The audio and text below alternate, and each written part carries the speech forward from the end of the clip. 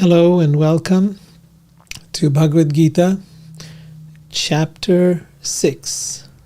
This is Dhyana Yoga, and we're going to be talking about the path of meditation, yoga and meditation.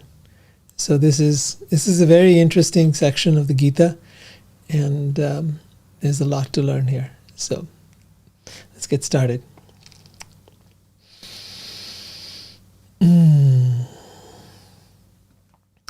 Up till now, we've been hearing about karma yoga, and we've been hearing about Jnana Yoga. Jnana Yoga is the yoga of knowledge, and karma yoga is the yoga of work. Now we're going into a whole other section, and here we're going to learn about meditation. Now, before I dive into the Gita, I'd like to give you a little background of how the Vedas understand meditation. The word for meditation in the Vedas is Dhyana, D-H-Y-A-N-A. I'm going to put that on the screen because I think then you'll understand it better. Dhyan means focus. Dhyan means focus, attention, right? So where is your attention is really the question we're going to be looking at. In other words, where your attention is repeatedly, where your attention is consistently, that's where your mind is focused. And if your mind isn't focused somewhere consistently, it is not on track with something, it is not on purpose with something, then it will be scattered and all over the place. And then it becomes very hard to get anywhere. So let's take a look at this. You'll see here that it says that meditation, which is the English word, has its original roots in the word dhyan, which means focus. And just as you focus through a magnifying glass, right, we can focus on the positive or negative things, the strengths and weaknesses, solutions and problems. Whatever you focus on will magnify in your mind and manifest in your world. So think about this very clearly. Whatever you focus on in your mind will manifest in your world. You hear a lot of people talk about these things like law of attraction and so on. This was spoken about thousands of years ago in the time of Krishna. Krishna was speaking about this as well. Whatever you focus on in your mind will become your meditation. Whatever is your meditation will be your manifestation. That is what you will manifest and show up with in the world. If you live in fear, then fearful things will show up in your life. If you live with a sense of abundance, abundance will show up in your life. And if you focus on God, then God will show up in your life. It's kind of how it works. All right, let's come back here and see what else we got. So,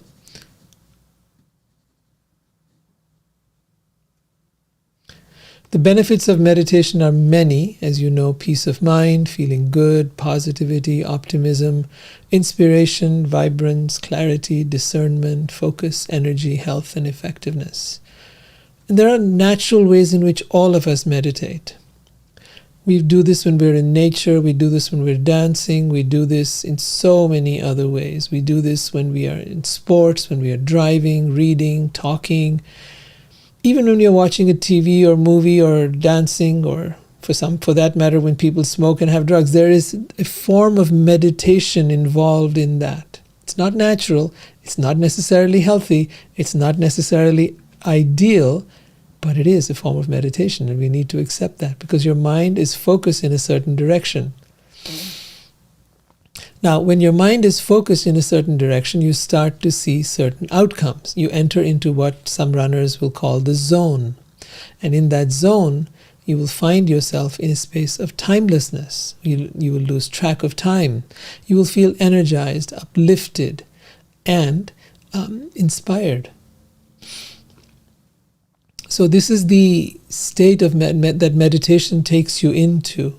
Dhyan, focus, takes you into, where you begin to feel capable and powerful because there's energy surging through you. I like to show it in this particular diagram that I think will help you understand that when you have a conscious focus on something, when you're present, when you are purposeful, passionate, persistent about something, when you're focused in on that, then you enter into a different zone, a zone that takes you beyond your mind, and then into a space where you begin to feel light, uplifted, inspired, energized, timeless, and powerful. This is the zone of the soul. This is the zone of aliveness. This is the place where all of us long to be. It is been called the place of flow in today's time, in all the research that is being done on that topic. So yeah, there's a lot to be learned. So now we're going to go over to how in Vedic civilization they actually learned how to get here. And to do that, we're going to turn to the Bhagavad Gita. Now, for those of you that aren't familiar with the Gita was written 5,000 years ago, spoken on the battlefield of Kurukshetra.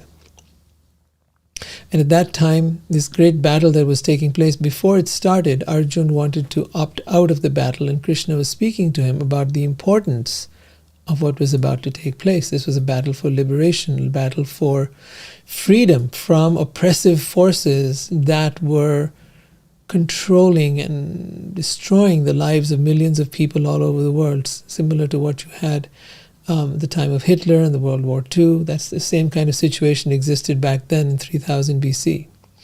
So let's take a look at what was being taught to Arjun at that time. He was being taught about meditation.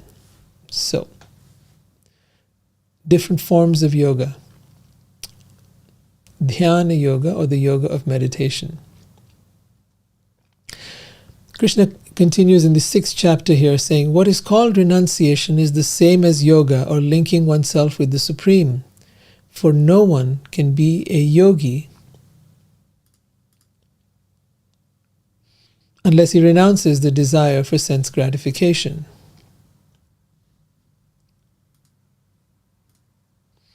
For one who is a neophyte in the eightfold yoga system, work is said to be the means, and for one who is already situated in yoga, cessation of all material activities is said to be the means. Now, let me give you a little background here.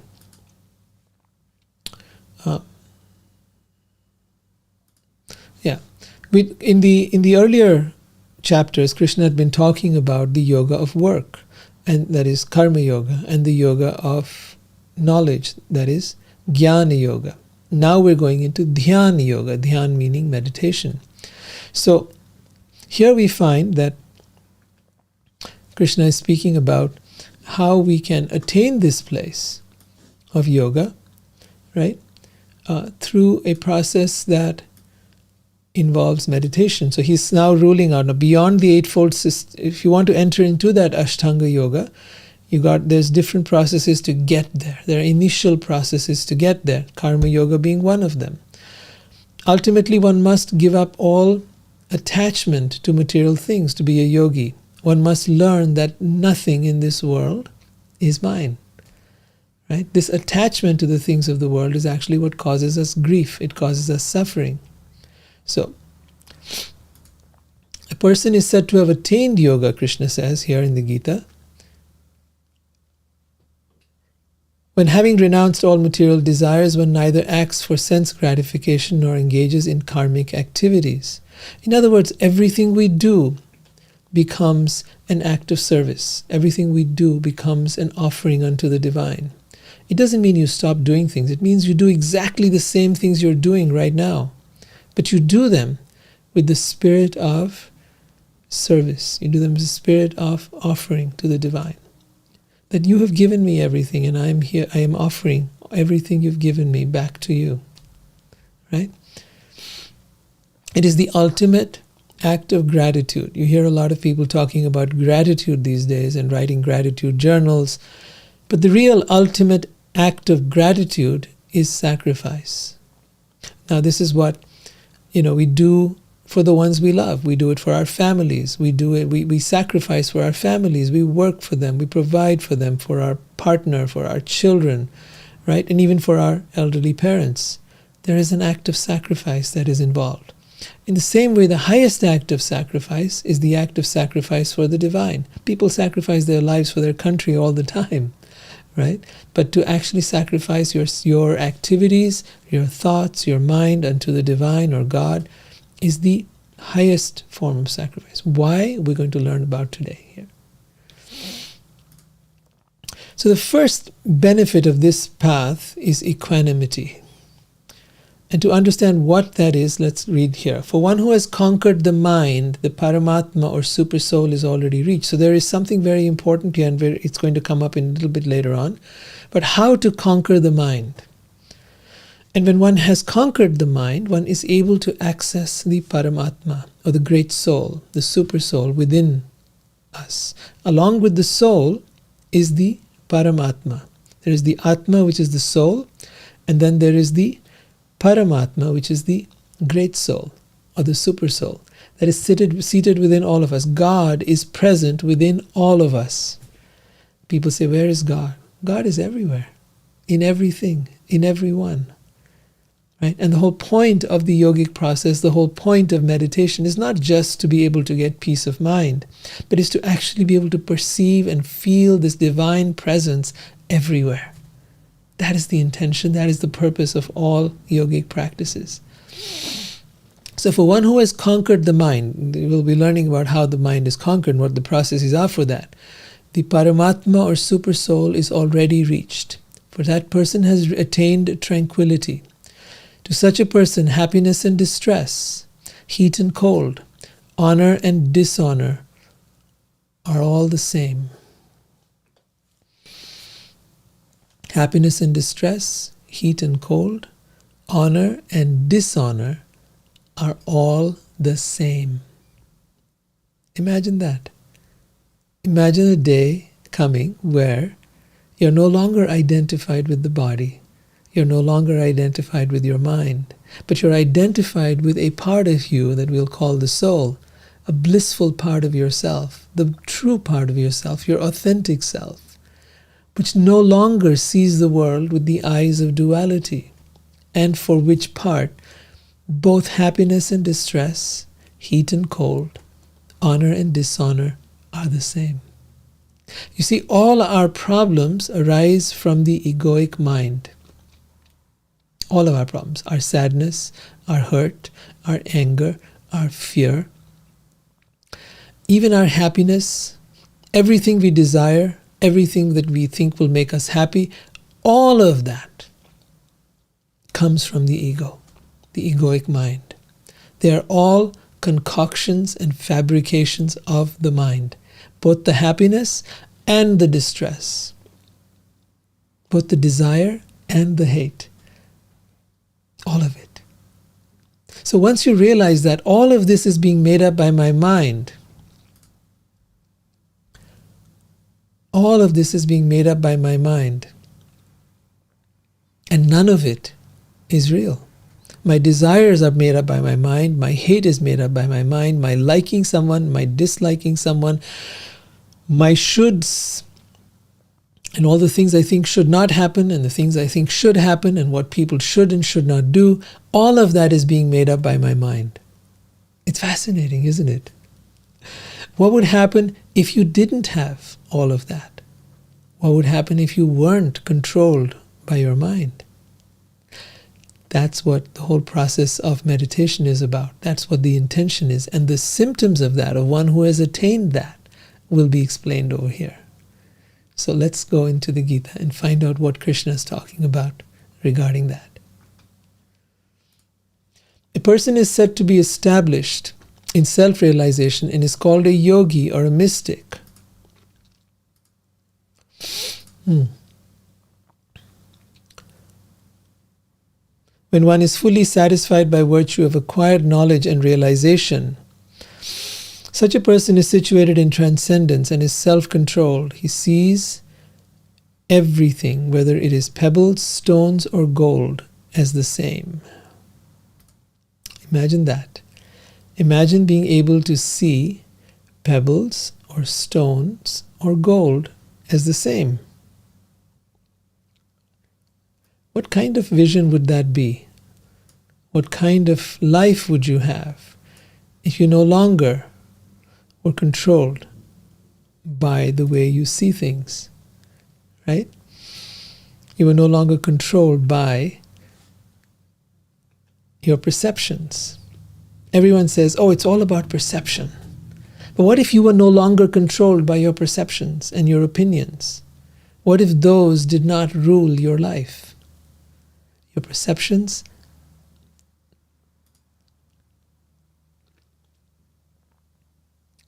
are concoctions. Your opinions are concoctions. Your beliefs are concoctions of the mind. Now peel away the layers of the onion. Peel away all the layers of all that you think is real and all that you think is true. What remains? As you peel it all off, you begin to find there's nothing left. There is no reality the way you've seen it till now. The world changes as you begin to look past it. You begin to see past the veil of illusion, and you begin to see that nothing is as it seems to be.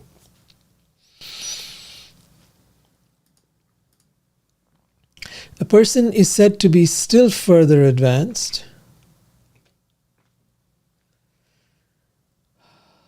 who regards all, the honest well-wisher, friends, and those who are indifferent and impartial, as the same, with an equal mind. A person is said to be still further advanced who regards all, the honest well-wisher, friends and enemies, the envious, the pious, the sinner, and those who are indifferent and impartial, with an equal mind. This is what equanimity is all about. This is the place where we no longer judge, we no longer live by as a product of what our mind is thinking. We have now learned to focus our mind in such a way, we have learned to take charge of it in such a way that it is no longer controlling us. This, what you are reading about now, what you are hearing now, is what happens when you have become free. This is what freedom looks like. Right? That you no longer think of a person as an honest well-wisher or a friend or an enemy. You no longer are envious of anyone. You're no longer looking at someone as pious or a sinner, saint or sinner. You no longer see the world in those distinctions because you are no longer looking at it through the lens of your mind. You're looking at it through your soul. This indeed is freedom, right here in this world. You are no longer controlled by whether you now have an equal mind or equanimous mind. Right? It has become clean, it has become clear of all the dust of judgment that was sitting in it. So the yogic process, as described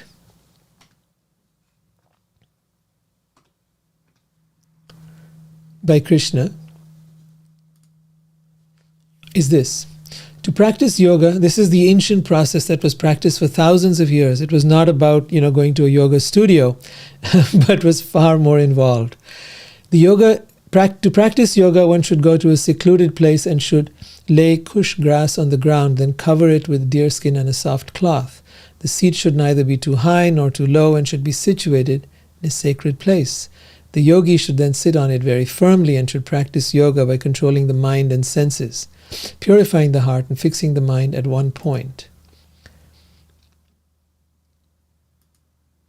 One should hold one's body, neck and head erect in a straight line and stare steadily at the tip of the nose. Thus, with an unagitated, subdued mind, devoid of fear and completely free from desire, one should meditate upon me within the heart and make me the ultimate goal of life.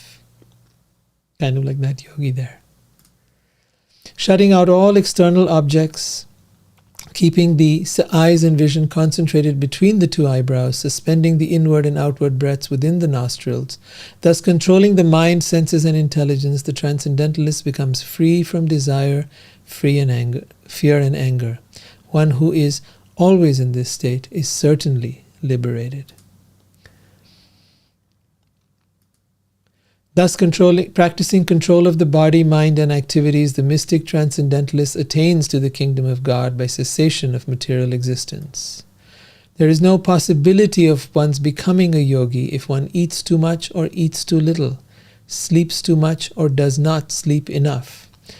Now, this is practical advice that we can all take away even right now. You may not be at the highest levels of yoga. You may not have learned all the different practices of Ashtanga yoga. They might be complicated for you, in fact. We will talk about simpler methods of yogic practice as well. But here he's talking about the eightfold system, the Ashtanga yoga, as it is called. And within that, it's a very complex system, no doubt. In the 12th chapter, there's a whole discussion on, well, this is hard to do. Even Arjun's going to raise some doubts as we go further in the chapter that this is pretty hard, man. I just can't do this. And Krishna will give him, some solutions as to what to do. But the fact of the matter is, in our time, in this age of Kali Yuga, it is difficult to give up everything, go live in a very quiet place of solitude and really meditate for hours, maybe days.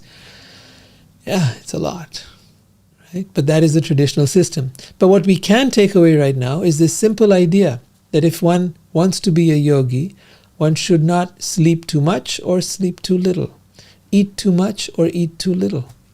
Right? What is too much? What is too little? Never fill your stomach up. Try and eat about 50% and then stop, or 70%, but don't fill your stomach up. That is one of the yogic principles, is that stay hungry.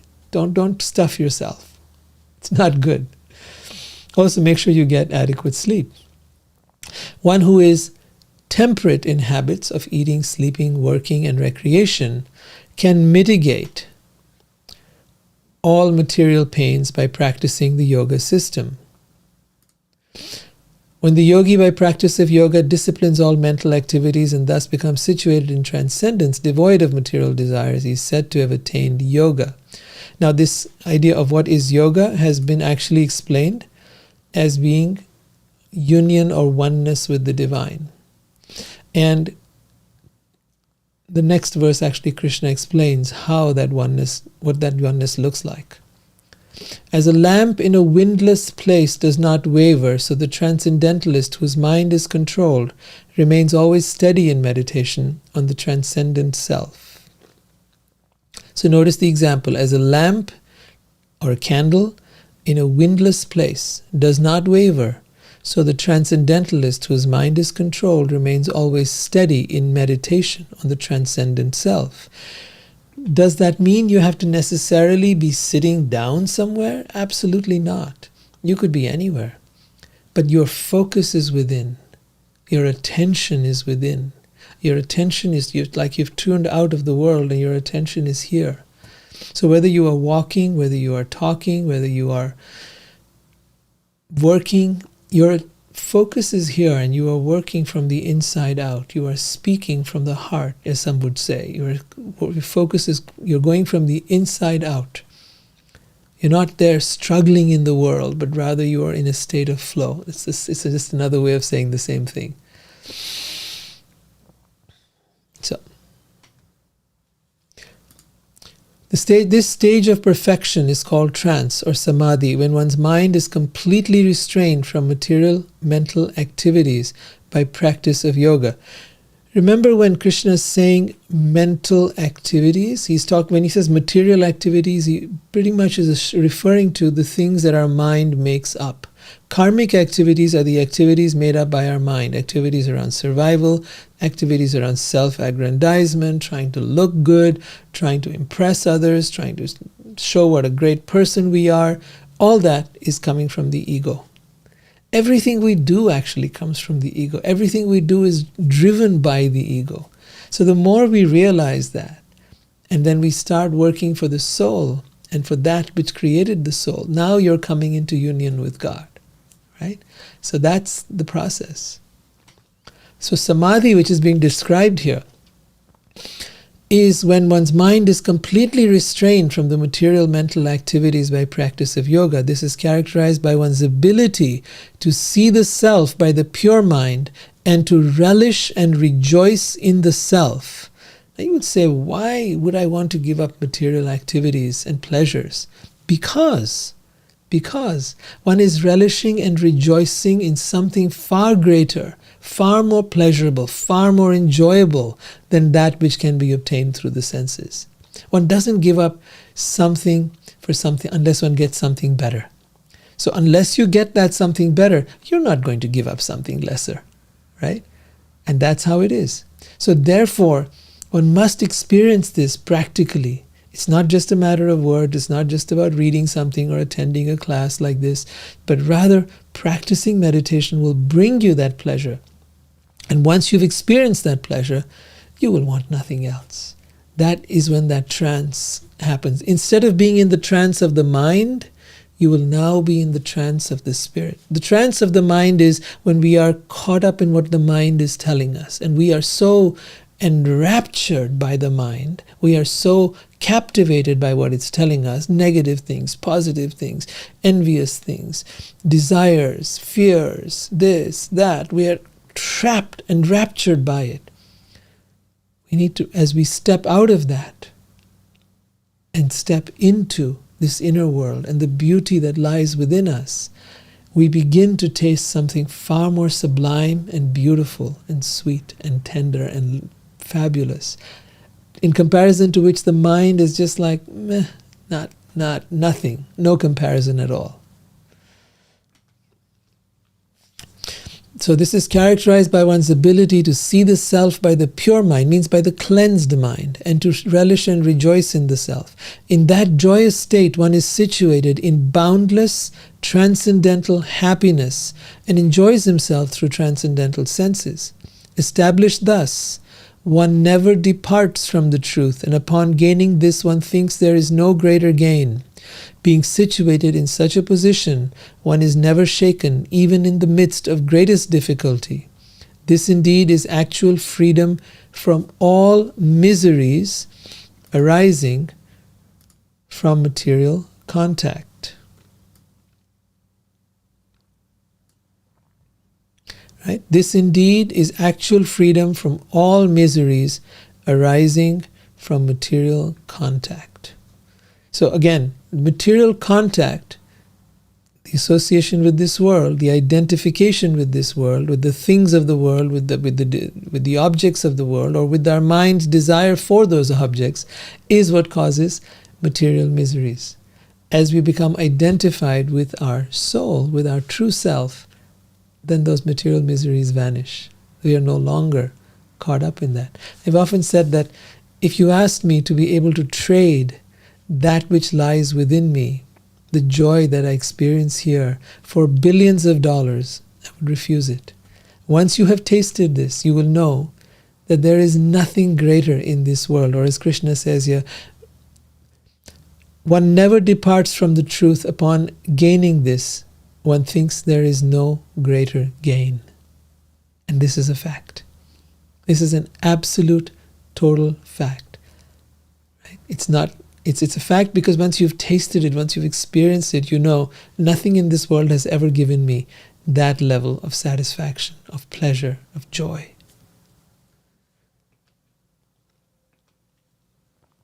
So, how does one get here? This is the practice of yoga, and this is where it takes us. One should engage oneself in the practice of yoga with undeviating determination and faith. One should abandon without exception all material desires born of false ego, and thus control all the senses on all sides by the mind. Gradually, step by step, with full conviction, one should become situated in trance by means of intelligence, and thus the mind should be fixed on the self alone and should think of nothing else. So this is the process of getting there. Right?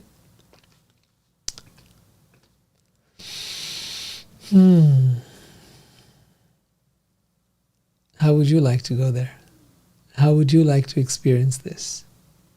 If you want something, you've got to want it badly. You cannot want it, maybe, it'd be nice. No, it won't happen like that. You've got to want it and focus all your attention on it. You've got to dedicate your life to it. That's what it takes to get anything in life. If you want to be wealthy, You got to put your mind to it. You got to focus everything you have on it. If you want to be famous, if you want to be powerful, same thing. If you want to be a scholar, you want to be intelligent, you have to devote yourself to something. You have to devote yourself to something. And if you have to devote yourself to something, why not devote yourself to the ultimate thing? Right? Why not devote yourself to that which gives the greatest pleasure, which is the most priceless jewel of all? Yourself. I don't mean your egoic self. No, there's too many narcissists walking around with that idea. I'm talking of this self. Achieving this self doesn't make you grandiose, it makes you humble. Achieving this self doesn't make you feel you are better than anyone. It makes you feel you are insignificant, and you love and value that insignificance. See, what is great for the ego is unimportant for the soul. And what is devastating for the ego is actually so powerful for the soul.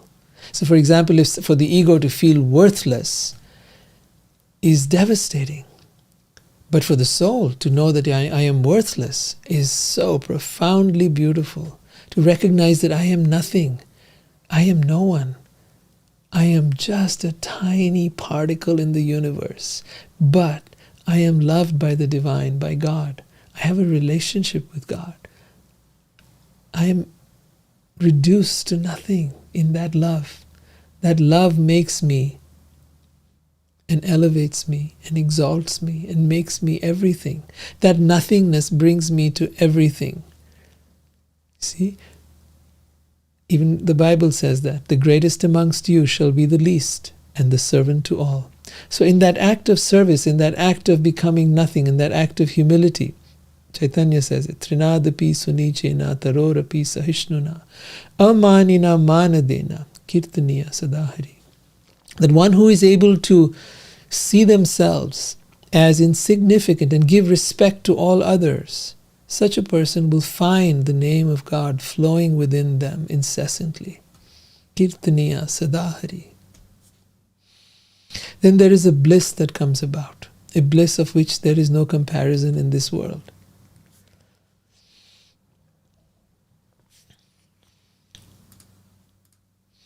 So let's take a look at how this works. A person must elevate themselves by their own mind and not degrade themselves. The mind is the friend of the conditioned soul and our enemy as well. Right? A person must elevate himself by his own mind, not degrade oneself. The mind is the friend of the conditioned soul and his enemy as well.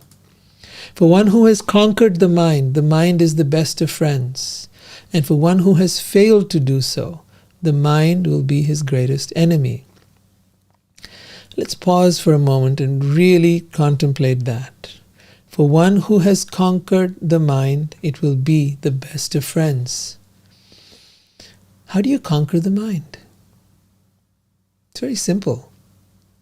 How do you conquer anything? If you had an army, you'd go out with your army and conquer a kingdom. Right? If you were in a company, you'd take charge of that company, you'd be the boss. If you had an animal, let's say a dog or a cat or a horse, you'd be the alpha in that relationship and you would take charge. And then that dog or that horse or the company or whatever it is, the country, would then follow your leadership. So unless we take leadership with the mind, unless we recognize I am not my mind, I have a mind. I am not the servant of my mind. I am not subservient to my mind. My mind is not me. I am the soul within this body-mind organism, and I need to take charge of my mind. I need to be able to direct it. I need to be able to tell it when to stop, when to go, where to go, how to go, what is okay, what is not okay. And just as a boss would not tolerate the employee coming up and saying, hey boss, you're an idiot, what the hell's wrong with you? We cannot allow our mind to be taunting us, to be calling us names, to be putting us down. It's just not acceptable. And likewise, if our mind wants to chatter on with things, we need to be able to stop it and say, excuse me, what are you doing? No, we're not interested in doing that. We are not going there. Thank you. Stop now. We command it. Learn to command your mind, not with anger, but with authority, because you're the boss, because you're in charge. If you let it run you around, well then, you've seen sometimes there are parents who don't have any boundaries or limits for their kids, and the kids become like little brats, or dogs who are like that, or animals of any other kind. The mind will torment you. It's not its fault. It's not because it's a bad thing. Some people call it the monkey mind. No, I disagree. I strongly disagree. We've not trained it. We've not taught it. And now we blame it for being the monkey mind. It's become like a monkey mind because nobody set limits for it. Nobody told it where it could go and where it could not go. I've been practicing this for a long time, and I've seen the mind can be trained. But you need to do it very firmly, very kindly, and at the same time with a sense of authority. You don't have to be a rude, nasty boss. You don't have to be a wimp of a boss either. You just need to be very clear-cut, very clear boundaries. Simple, right? So, from wherever, and this is how it works, from whatever and wherever the mind wanders due to its flickering and unsteady nature, one must certainly withdraw it and bring it back under the control of the self. So from wherever and whatever the mind wanders, one must, due to its flickering and unsteady nature, one must certainly withdraw it and bring it back under the control of the self. Hear these words clearly. Under the control of the self. There is nothing in this world that you can control. Nothing. I mean, you can, I shouldn't say nothing. To a limited degree, you have control in this world. But the ultimate control you have is control over your own mind. If there is one thing you can and must control, it is your own mind. Because in controlling that, you shape exactly how you're going to perceive the world. You decide how you want to perceive the world. You no longer let the world impact you according to your mind. You impact the world the way you choose to impact it. You become a force to reckon with. You become powerful in a way you've never imagined. That is the power of taking charge of your mind.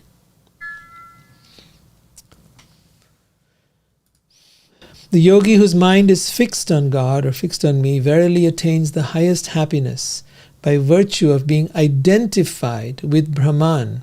Now notice this word, identified with Brahman. By virtue of being identified with Brahman, one is liberated. The mind is now peaceful, passions are quieted, and one is freed from karma and freed from sin. So let's again try to understand this. One is identified with Brahman. Brahman is the divine, presence of the divine everywhere, all around us. God is present everywhere, in every atom of the creation. God is not just some old man sitting in the clouds, but is everywhere. God is within all of us, within all creatures, within the animals, within the plants, within us, within all beings. And then God also exists as a being separate from it all. All possibilities exist, right? We don't rule out anything. So when you have become identified with God, identified with Brahman, then you are liberated. Your identity is no longer this body. Your identity is no longer this ego, is no longer the personality, is no longer your thoughts, is no longer your life experience. You are identified with the divine. At that point you become liberated. And now the result is your mind is peaceful, your passions are quieted, you are freed from all karma. You are freed from the cycle of birth and death. Steady in the self, being freed from all material contamination, the yogi achieves the highest perfectional stage of happiness in touch with the supreme consciousness. So this supreme consciousness is called the Paramatma, or the super soul. I talked about that earlier when I said that the divine is present in everyone. God is present in everyone. It doesn't mean that I am God. Tat tvam asi is a statement the Vedantists will tell you, I am that. It is true, you are that. Okay? Just as much as a drop of water from the ocean is no different from the ocean, you are no different than God. But that doesn't mean you are God. It's a very interesting twist here. The drop of water from the ocean has all the qualities of the ocean. It is wet, it is salty, it has the same texture and everything else like the ocean. But it doesn't have the power, the grandiosity, the magnificence of the ocean. That only the ocean has. So similarly, we are like a drop of water from the ocean of God. We have the qualities of God, but we do not have the quantity, the absoluteness of God. We are tiny little manifestations of God. Some would say gods and goddesses. Well, okay, whatever. So yeah. A true yogi observes me in all beings and also sees every being in me. Indeed, the self-realized person sees me everywhere. This is very important to understand. True yogi observes me in all beings and sees every being in me. Indeed, the self-realized person sees me everywhere. For one who sees me everywhere and sees everything in me, I am never lost, nor is he ever lost to me. This person is always connected with God, is always in touch with the divine. It is not momentary. It is not that once in a while, sometimes, maybe, perhaps. No, it is a real relationship. It is a real connection. It is a connection that is unbreakable. It is a connection that is never lost. Once you make that relationship with the divine, once you choose to love God, to be connected to God in whatever way, that connection is eternal. Just as God is eternal, just as the soul is eternal, just as energy is eternal, the relationship you form with the divine out of your choice and your free will is eternal. It can never be taken away. It can never be lost. The yogi who knows that I and the Paramatma, the Supersoul, within all creatures, so this is the presence of God within everyone, are one. That I and the Paramatma, or the Supersoul, within all creatures are one, worships me and remains always in me in all circumstances. It's a really important thing to understand. When you see the divine or God in everyone, then how do you treat everyone? You will treat everyone with the utmost respect. You will honor everyone. You will see the best in them. You will overlook their flaws. That is the sign of a highly evolved being. You recognize this person sees the flaws, doesn't not see them, sees them, but overlooks them. Recognizing that every one of us is flawed and that the flaws are only inevitable. They are there for us to look through the veil and get to the heart of the goodness within each being, to see the purity, the beauty in each being. That is the sign of true spiritual evolution and growth. So, this picture tries to depict that idea of seeing the Paramatma, the Supersoul within every living creature, and being able to see whether that's an animal, whether that is a human, whether that is a rich person or a pious person or a priest, seeing everyone as the same. One is a perfect yogi who, by comparison to oneself, sees the true equality of all beings, both in their happiness and distress. Now Arjun has some serious doubts about all this. So he's got some questions. Arjun doesn't just take things lying down. When he's got questions, and there's some pretty heavy questions coming up. So I'd like you to also think about the questions you might have, and wherever they are, please jot them down in the chat so that I can take them up when I'm just done explaining this part. So I'll be with you shortly, but please write down your questions as they come to your mind in the chat. Arjun said, "O Krishna, the system of yoga which you have summarized appears impractical and unendurable to me, for the mind is restless and unsteady." I think we can all relate to that. The mind is restless and unsteady, right? And we need something that is simpler. We can't sit in the forest and meditate for years to come. We're living in our families, we're living in our homes, we've got our businesses and our jobs. How do we do this? And that's why Arjun is asking, because he's a prince. right? He's not a person who is a meditator, who's a yogi in that typical sense of the word. For the mind is restless, turbulent, obstinate, and very strong, O Krishna, and to subdue it, I think, is more difficult than controlling the wind. I think you'll all be able to relate to this. Bhagavan Sri Krishna said, O Arjun, it is undoubtedly very difficult to curb the restless mind, but it is possible by constant practice and detachment.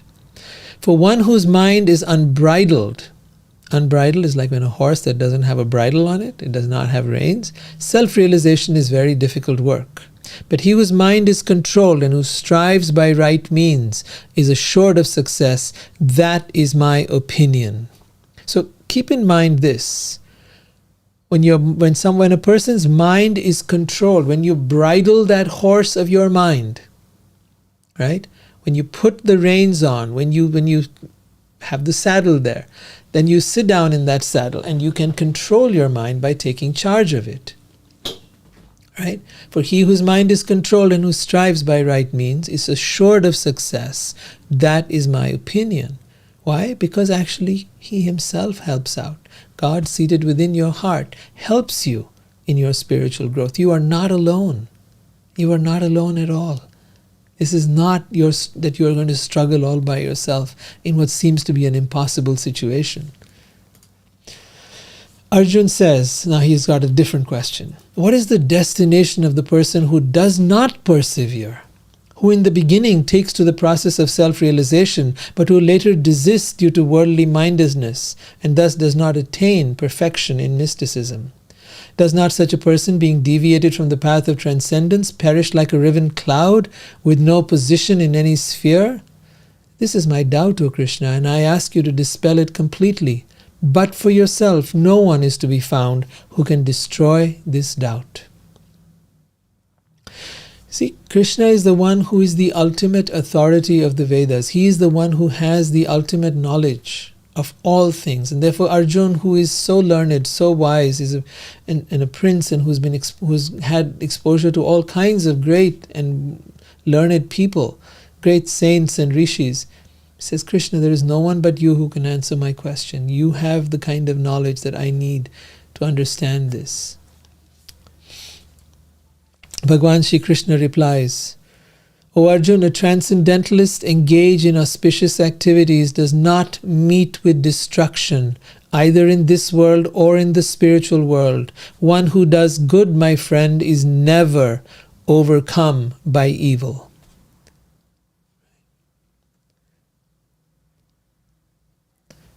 The unsuccessful yogi, after many years of enjoyment in the planets of the pious living entities, is born into a family of righteous people or into a family of rich aristocracy, or takes birth in a family of transcendentalists who are surely great in wisdom.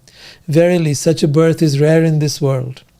On taking such a birth, one again revives the divine consciousness of his previous life and tries to make further progress in order to achieve complete success.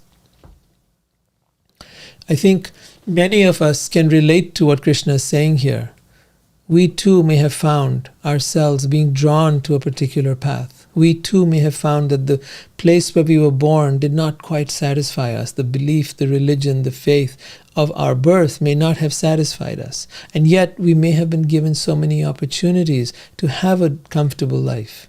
And maybe not. Sometimes it's the hardships that bring us to God, and sometimes it is that we had everything and everything was comfortable, or we had people who were deeply spiritual. Sometimes we've had the exposure, and sometimes we've had to struggle to break through. But whatever it was, we are driven and compelled to find out the truth. At least I know I was, and I think perhaps all of you were as well. Driven to find a deeper truth, a deeper meaning, a deeper understanding. And that's why you're here today, looking for that, seeking that. We've all been seekers, and that's because we did this work in previous lifetimes. And having done that, we're now here trying to find that level that we were not able to complete in our previous lifetime. And that level is definitely different than most of the people around you. You're seeking more than most of the folks around you. And it is in that search that we go deeper into the Gita to find out the answers to these questions.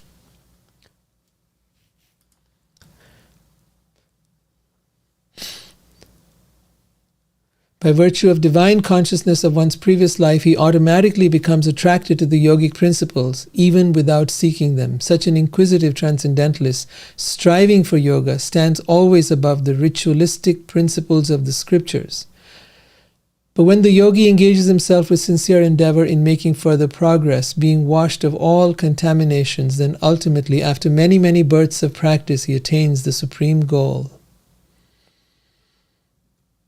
A yogi is greater than the ascetic, greater than the empiricist, and greater than the karmic or fruitive worker.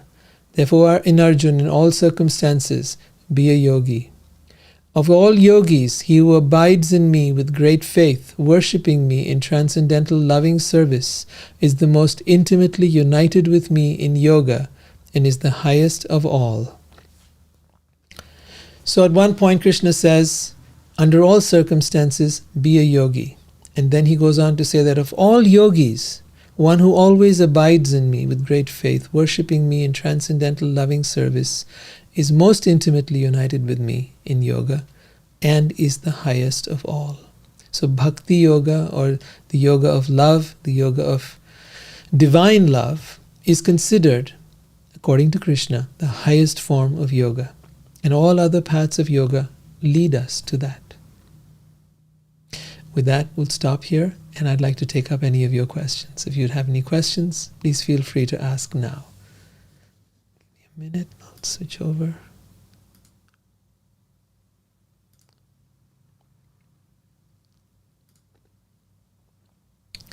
Yes, if there are any questions, please feel free to come up now and get on your camera. Just turn on your camera and ask. If for some reason your camera or mic is not working, then just put it in the text.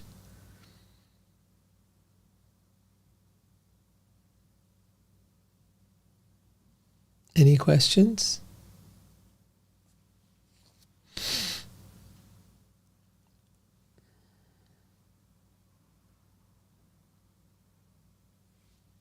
Can anyone hear me, or are you?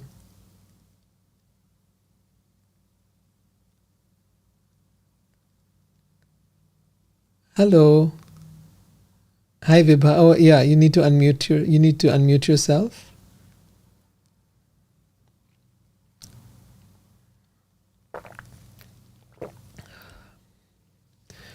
Hold on, I'll do it for you.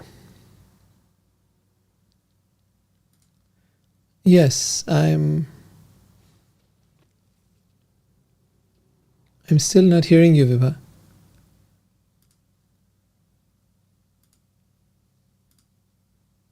You're unmuted.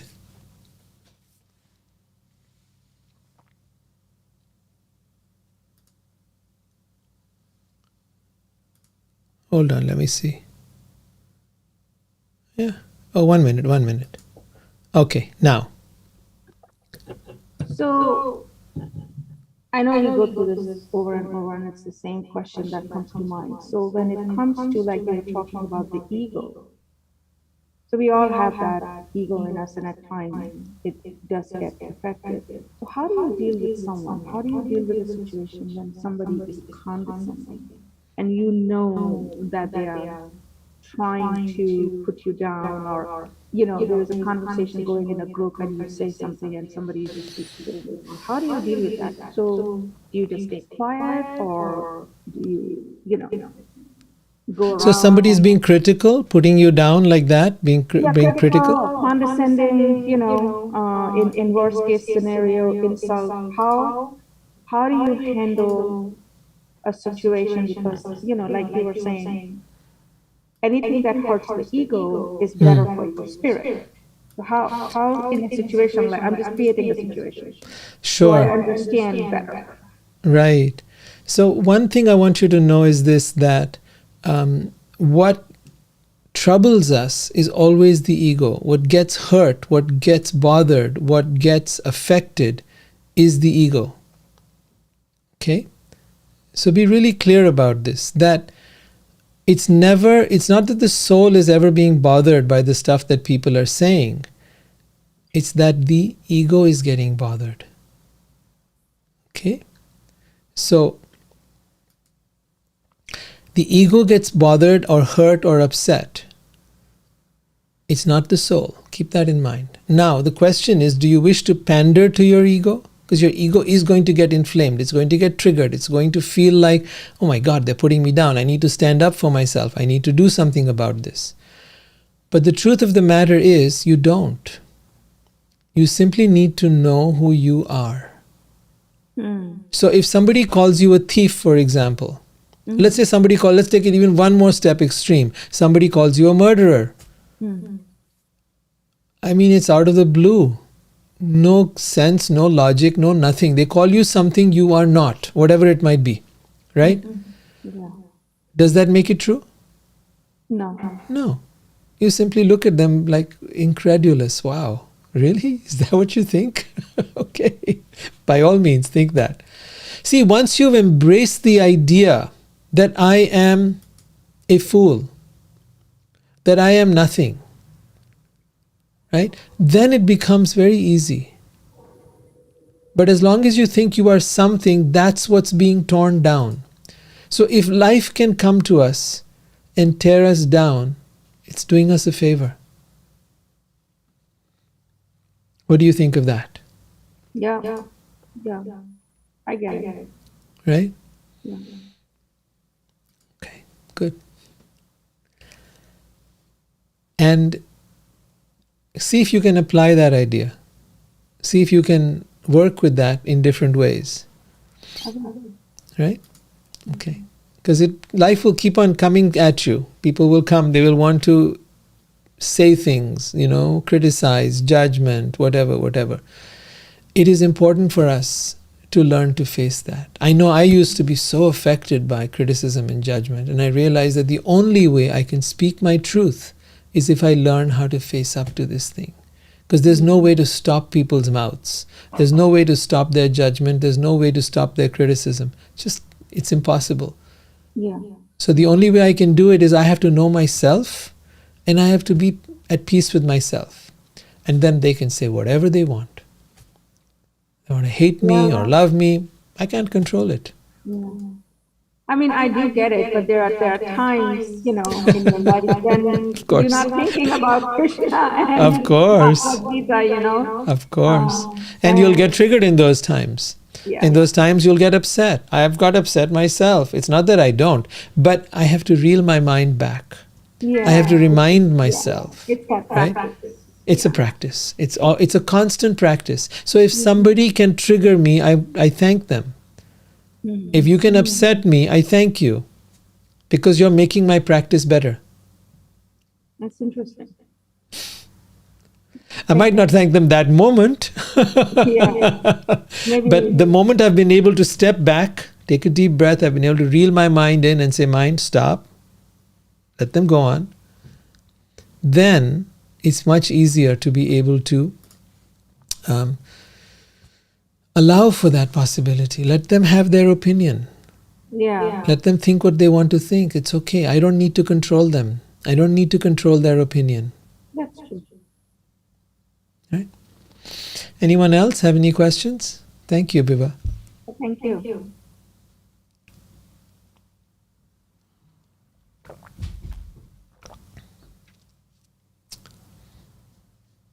Bhagwat, Gabriel, Mariah, Shira, Swati. Lots of wonderful people here. Rohit, hi, how are Hi, you? good. Welcome, Shira. Yeah, I don't know why, but I thought when I first tried to get on the video, nothing happened. So I sent you a bunch of messages, so don't mind. No worries. What chapter are you on? We're in chapter 6. Rohit, the same thing happened to me, FYI. Yeah. I wasn't Yeah, getting couldn't any get on. sounds. I wasn't getting any sound here from the... I know what happened, why I wasn't hearing the ding that I get normally when somebody enters. So it took a few minutes. It was a few minutes later that I actually saw you. You're there, and then brought you in. So sorry about that. I saw what mistake I had made. Those who were there right away, I was able to figure it out back then. But anyways, go on. Yes, Shira, you were about to say something. Oh, yeah, no, I didn't know what chapter, but I see it now. Chapter 6. So, When you see the verses being put up on the screen, it says it right there. It'll be 6 dot so and so, whatever. The first number is the chapter. I didn't know that. That's the chapter. That's the chapter, right? Yep. Mariah, did you have any questions? No, I mean, this chapter to me kind of, it really nails the challenge that I have, which is just controlling the mind. You know, it's so easy to. You know how to ride horses, don't you? I do. Right? So now you know how to ride your mind. No, I thought that was a really great analogy. I was like, he's talking to me right now. That's right, I was. I do, because there is definitely a discipline. There's a will to it, you know? And you have your will and the horse's will. That's right. And it's interesting because with horses, you have to actually almost trick them. You have to let them think that it's their choice. Ooh, so Mariah, you're just revealing some very important points. It's the same with the mind. Yeah, okay, because so you have to make the horse think that it's like dog training. You have to make the horse think that what you want us to do is the least. It's the least resistance. So you use pressure versus reward. So pressure versus reward. Explain that. So if a horse wants to go left and it's giving you a hard time, but you want to go right, Mm-hmm. then you back it up, or you put it in a circle, and it tries to go left, and you put it in a circle. It tries to go left, you put it in a circle, and you keep on pointing it or to the right. Or, I'm confusing this, but when it finally does what you want it to do, you release the pressure. That's the reward. Okay. And So in the so same- it thinks it's making the choice. Okay. So in the same way, you can direct your mind, you can move it a certain direction, and then you can actually let it think that this is what it wanted all along. See how good that was? See how good that felt? You can actually show it that it made the right decision. You actually start to work with the mind. You actually start to be able to make it so that the mind begins to enjoy. So for example, if you were meditating and you notice a moment of pleasure over there and you say, see how good that felt? That was amazing, right? And you did it. You were so good at it. Right. And so you use the very things that motivates your mind, such as rewarding it, such as validating it, appreciating what it's doing, to be able to get it to go a certain way. You know what it needs. It thrives on validation. It thrives on being able to made to feel good about itself. Yes, you're so good. You're so good at this. So use the very weaknesses of the mind to be able to control the mind. It doesn't have to be a chore. It doesn't have to be an ordeal. It can be very pleasurable, in fact.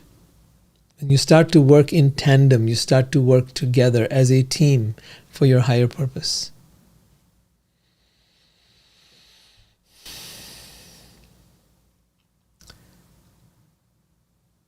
It's quite the art. It's not something that you that happens just, it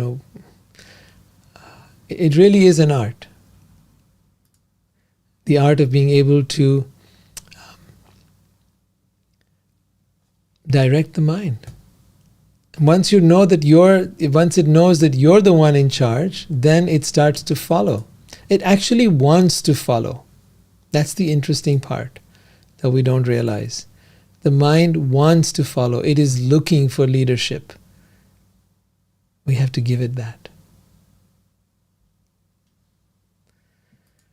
All right, guys, we'll end for tonight and look forward to seeing you next week. Thank you. You're welcome.